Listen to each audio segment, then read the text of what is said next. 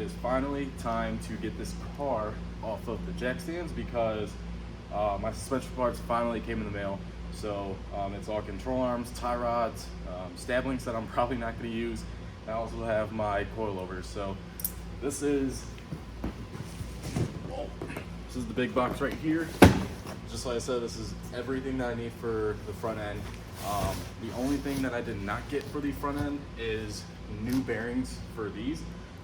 I do want to get new ones eventually, but just for me to roll this car around the shop, I really didn't need them at this time, so I put money elsewhere for the build, and then these would get replaced later. But let's go ahead and break this box open. Hopefully these are right. I haven't looked at these yet. These have been sitting in my room for I want to say a couple days, but I don't see why they shouldn't be right. So yeah, so it's just a bunch of stuff. You guys can see in here, like these are the these are the control arms. Have outer tie rods, inner tie rods, and stabilizer bar bushings and all that. So I'm gonna go ahead and get these unpackaged and then start putting them on the car. All right, so these are the brand new control arms. The only problem is I don't have a grease gun for the ball joint fittings, because the other set that I got for the other car it didn't come with fittings to grease them. So this is what I'm going to be running, the outer and inners. I'm not going to be running these stab link bushings, so I'm not going to be running a stabilizer bar in the front or a sway bar. And just like I showed in the other video, these are going to be the coilovers that I'm running. So let's go ahead and start knocking this out.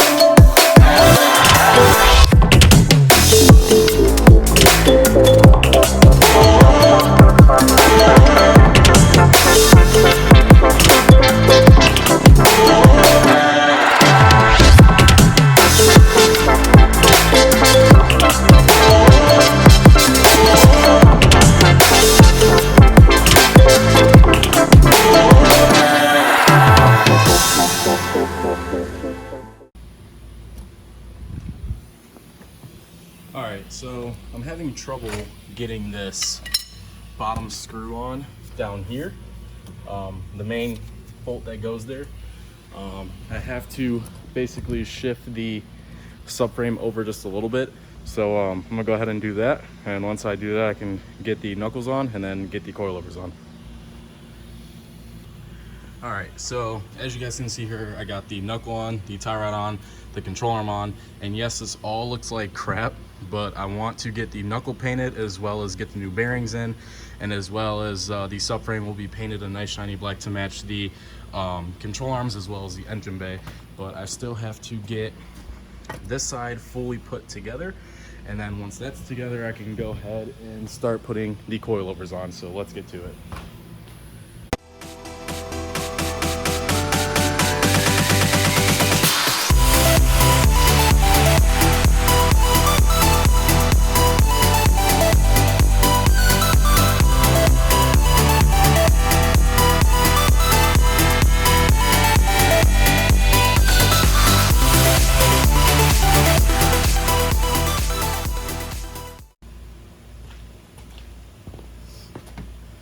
So here I have the coilover that I'm going to be running.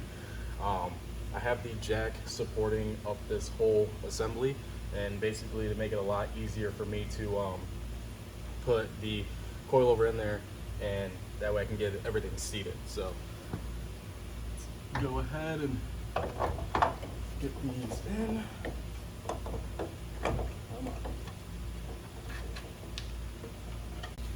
All right, now let's get this up here.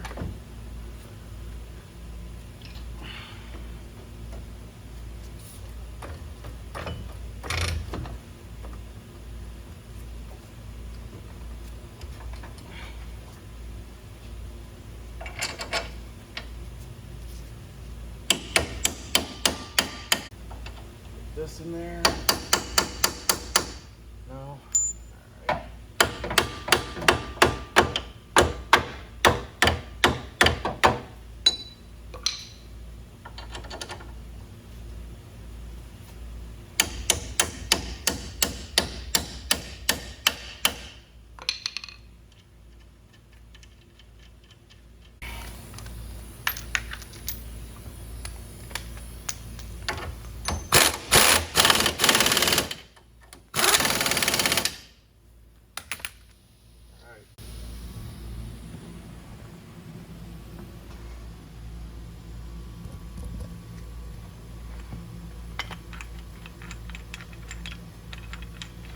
Oh, man.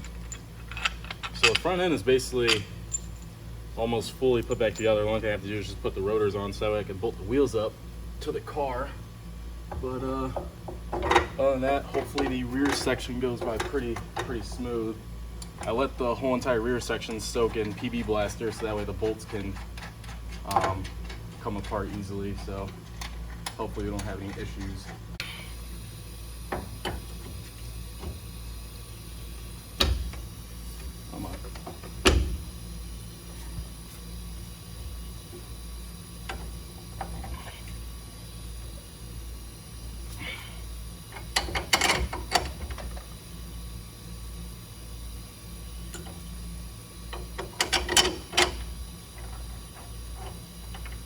Both side winning like butter. Alright,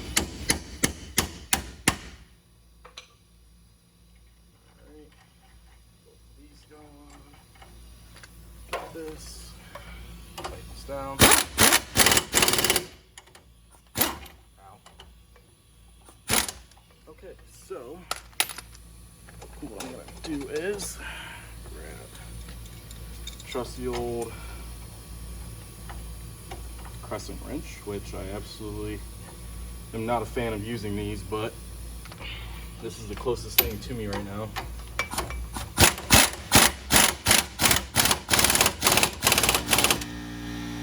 All right, so as you guys can see, I got the coilovers and the whole knuckle assembly fully put together, as well as the top head bolts. I got those tightened down, and this side is fully put together as well. And the only thing I have to do is just put rotors on. This car does not have brakes yet. I took the whole entire brake system out because I am completely redoing it all, but I'm not driving it anytime soon, as you guys can see. So now I'm gonna go ahead and grab rotors. I'm gonna grab it off this black car because I scrapped my other ones, but I'm getting all new rotors. So this isn't really gonna matter. It's just for testing purposes and to move the car around the shop. So I'm gonna go ahead and put these rotors on, and debating if I want to put the stock wheels on or if I should test fit the slicks. I think I'm gonna go ahead and test fit the slicks. I haven't really test fit them on any SRT yet, so we should see how it looks. All right, so let's test fit these. These are so light. It is so nice.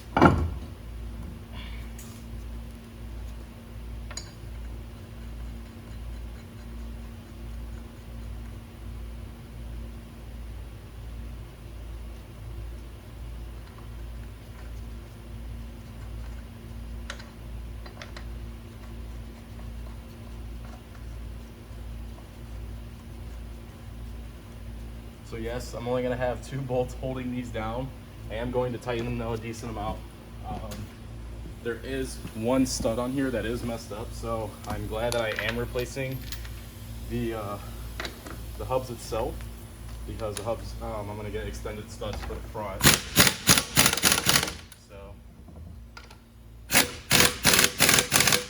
So that's what they look like. They look pretty good, to be honest. So I'm gonna go ahead, put the other slick on, and then I'm gonna go ahead and move to the back and then get the rear coilovers on. But man, look at that. That looks so good. Cannot wait to see what this thing looks like sitting on the ground. So it's actually going to be tucking quite a bit, which for slicks in the front, I do not want that. The rear, I don't mind at all. So yeah, but they look so good. So good. Like I am just, I cannot wait to get this thing done. Like it is, like just seeing these slicks on the front right now, even though the car is nowhere near being done, it just makes me want to finish it like today. So actually, ooh, I'm gonna have to get a spacer. Oh, that is so close. Yeah, I don't know if you guys can see this. Let me grab the light. If you guys can see right there, that is actually really close. It honestly might be touching. Oh yeah, I'm pretty sure it's touching.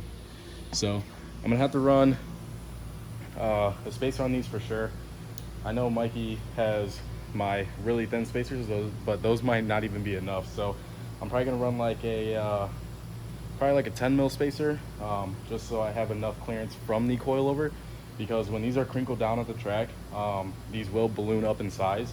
So I don't want them to balloon up and rub on the coilover without me knowing, and then potentially pop the slick going down the track or anything like that. And that would just be a very bad thing to happen. So I'm gonna have to get a spacer, as well as new brakes and new hubs and extended studs, so that way the front end will be completely done, and then that way I'll have no clearance issues and we'll be good from there. So let's go ahead and get the other slick on, and then, as I said, go ahead and start pulling apart the rear and then get the rear coilovers on. Okay, so in order for me to take this rear strut assembly out, I have to pull apart the speed sensor line. I have to take that off of the strut, and then I have to take this caliper off, and then once I take the caliper off, it will give me access to the nuts right in there. And then once I pull that off, I have to go into the trunk, and then once I go into the trunk, I have to take the 3 bolts out back there, and then this whole assembly will come right out. So I'm gonna go ahead and get that done, and let's get the rear coilovers on.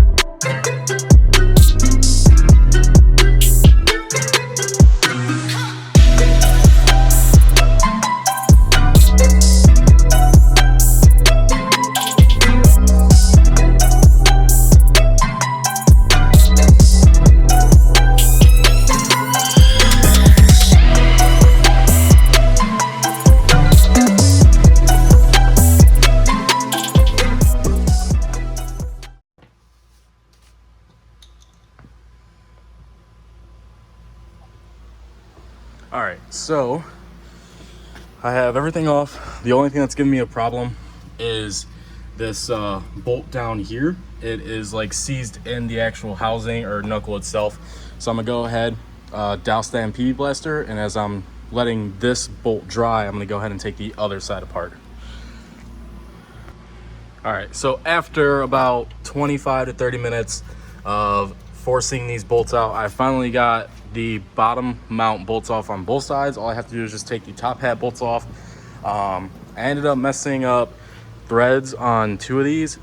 As you can see there, these nuts do not want to screw onto here because the threads are messed up. So what I'm going to do is I'm going to take my cutoff wheel and try to just notch these out, see if I can gain the threads back. If not, then I'm just going to cut a little section off on each one, so that way both of the nuts can screw back on. So yeah, just like I was saying, I got these off, so all I have to do is just pull the top head bolts off there and end over there, and then the struts should slide right out. So let's get these pulled out of here.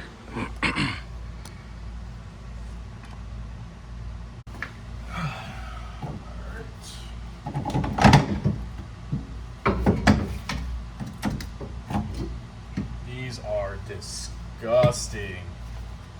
This is clapped out. Oh man. Well, good thing we were replacing these. So now you get the other one. Same thing. Clapped out. These are bad. So let's get the new ones in, and then let's get the bolts cut.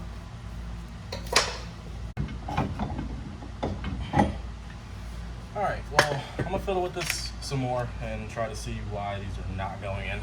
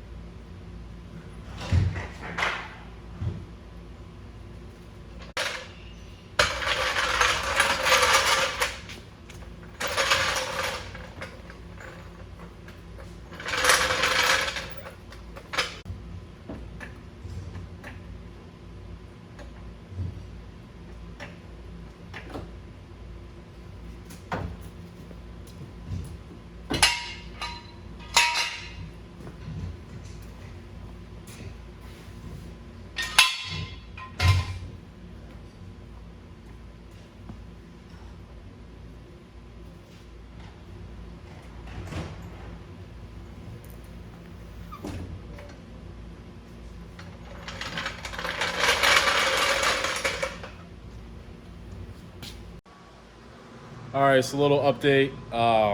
Just standing in front of this car, it looks absolutely aggressive, and it just gets me so excited to know that this car is getting closer and closer to being done.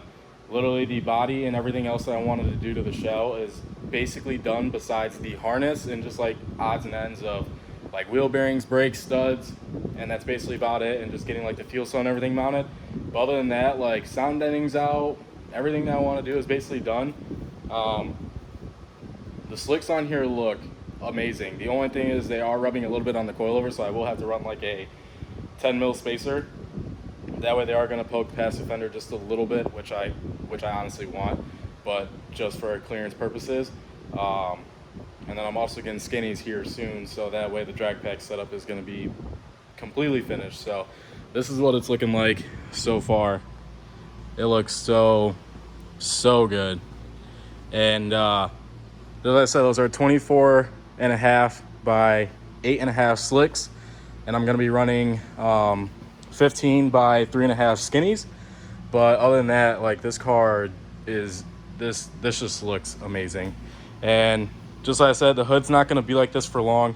I will be getting the hood wrapped, and as well as carbon fiber fenders, and getting the bumper wrapped as well. But I organized the shop a little bit. As you can see, my toolbox is not there anymore. The car is now at an angle. My toolbox is over there. And basically just cleaning up the rest of the shop. There's a lot of mess that we gotta, organize. Mikey ended up getting the silver SRT running. It ended up being a ground issue. But this thing is looking good as well. Got a whole silver front clip from a part out. Missing a little side skirt there. But anyways, it's looking really good. The only issue is it's leaking a decent amount of oil. It's actually coming from the sandwich plate that he figured out. The guy that installed this put it on backwards. As you can see, for these, there is a gasket on this side to rest against the oil filter housing, but it was backwards. So that was causing an oil leak. They ran to grab a filter. And I'm so stoked to finally get this thing off the jack stands.